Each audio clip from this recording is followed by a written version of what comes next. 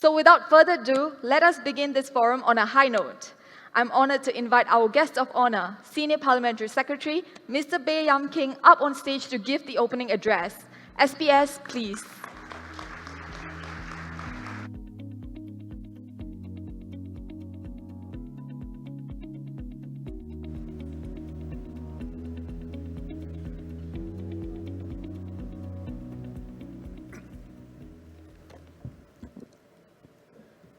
Ms. Caroline Yang, President, Singapore Shipping Association, Mr. Ho Wing Yu, Chairman, Singapore Maritime Foundation, distinguished friends of the maritime community, ladies and gentlemen.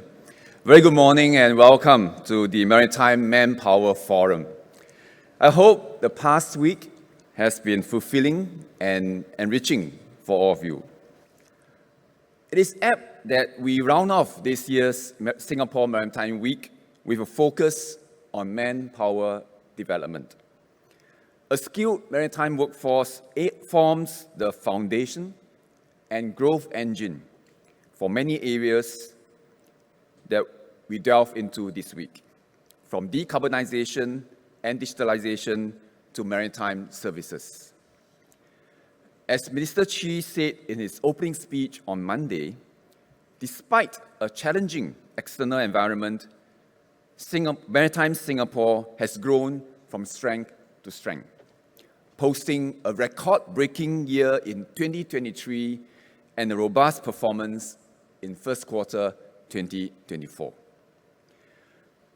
We owe this growth to our strong tripartite partnership built on the foundation of trust and collaboration. Through the collective efforts of the government, employers, and the unions, we have worked through crises such as the COVID-19 pandemic to build an agile and adaptable workforce. The theme of this year's Maritime Manpower Forum is Sailing into the Future, Emerging Skills and Attracting Maritime Professionals. With the rapid transformation of the industry, we must continue to invest in attracting talent, upgrading and reskilling our workforce with emerging skills, and push on with building a sustainable talent pipeline for Maritime Singapore. How can we do so? This is a question that the Tripartite Advisory Panel, or TAP, sought to address. Convened by the Singapore Maritime Foundation, SMF, and supported by MPA, the TAP has findings to offer some answers, and it's my pleasure to share them with you today. After a year-long review with industry partners and associations across the maritime ecosystem, unions and the Institutes of Higher Learning, or IHLs, the TAP has charted out three main pathways to develop proposals to equip Maritime Singapore's workforce with enduring and emerging skill sets, including domain, digital, and soft skills. First, reimagine the way students and non-maritime professionals discover, enter, and stay within the maritime industry. This is done by amplifying outreach to bring on board new perspectives and strengthening diversity, equity, and inclusion efforts for our seafarers. Second, review and enhance curricula and formats to accelerate development of emerging skills and close knowledge gaps between sea and shore roles. And thirdly, strengthen the sea-to-shore transition and enable multiple career pathways within the industry by strengthening the value proposition of maritime careers, diversifying career pathways, and harmonizing human resource practices across sea and shore. Let me elaborate on these pathways, beginning with attracting a global workforce with diverse skill sets to Maritime Singapore.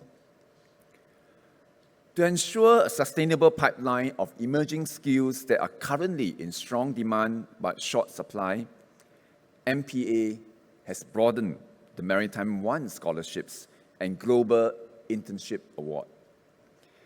In addition to traditional maritime domains, these initiatives also support students to pursue their education and training in emerging areas such as computing, cybersecurity, and sustainability.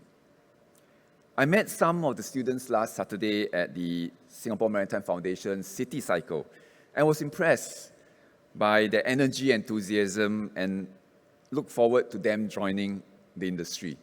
I hope some of them are here today.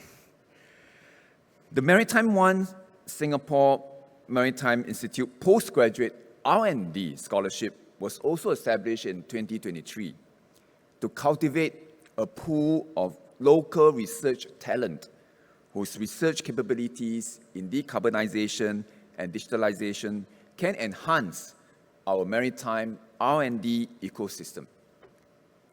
We are finalizing the first batch of recipients and expect to award up to 9 scholarships by end 2025.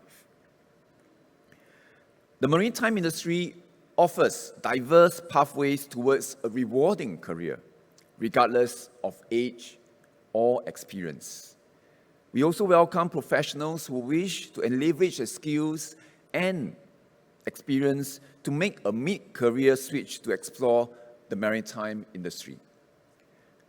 Minister Chi announced last month that we have refreshed the career conversion program for the maritime sector to lower the barriers to entry for mid-career professionals and enable our existing maritime workforce to upskill and take on new or expanded roles through on-the-job training. The program provides employers with salary support and has been expanded to cover new growth job roles with good long-term prospects, such as in maritime digitalization, decarbonization, and cyber security. I'm happy to hear that more than 20 companies have applied for the refresh program. Next, on training. With digitalization and decarbonization reconfiguring jobs, we need to equip our workers with critical emerging skills to future-proof their careers. The TAP recommended establishing Singapore as a hub for future maritime skills. This would leverage our strong network of maritime companies, IHLs, and leading technology companies to unlock high-quality, industry-oriented training for maritime students and professionals. MPA and SMF have taken the first step to growing Singapore as a hub for maritime talent development with the launch of a joint office for talent and skills. The joint office will focus on talent attraction and skills acquisition by raising the quality of training available to the maritime workforce. The joint office will also explore developing a competency-based, stackable micro-credentials model, which will facilitate upskilling of our workforce in an agile and targeted manner to meet industry needs. I invite our industry partners and unions to join MPA and SMF in driving this effort, such as by identifying applicable skills and competencies that you would like the joint office to focus on. As we press on with decarbonization, we must equip our workers with the skills to handle alternative fuels safely and effectively.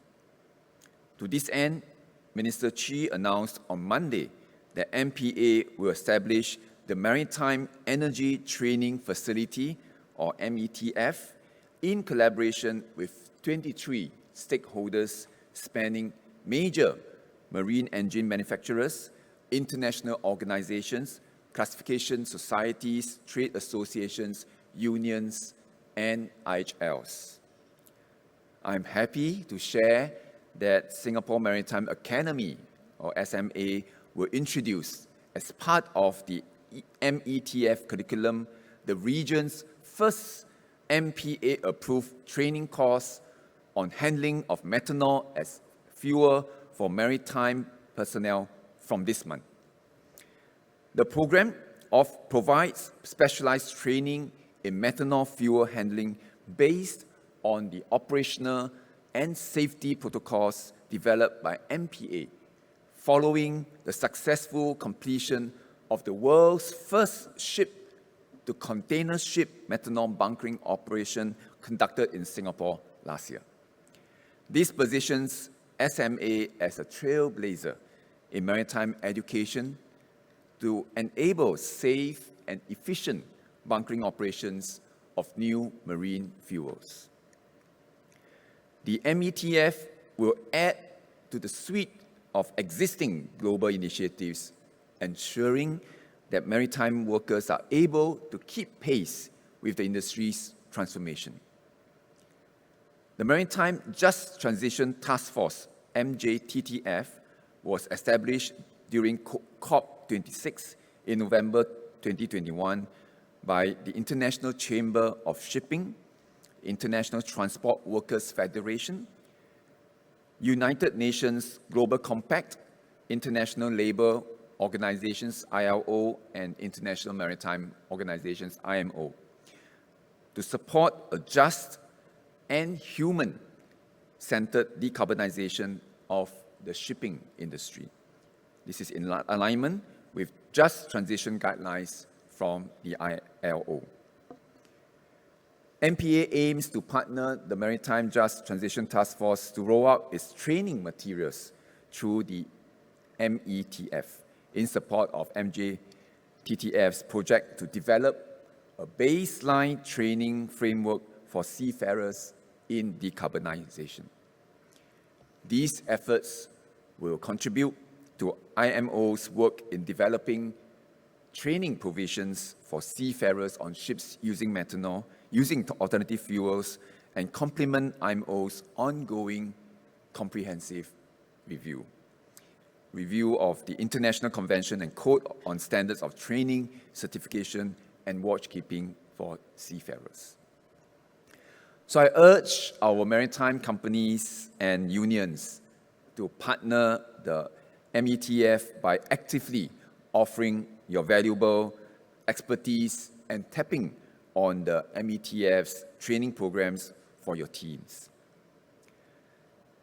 In addition, corporate training academies set up by maritime companies such as PSA and Eastern Pacific Shipping are just as important to deliver executive and technical training across their global offices.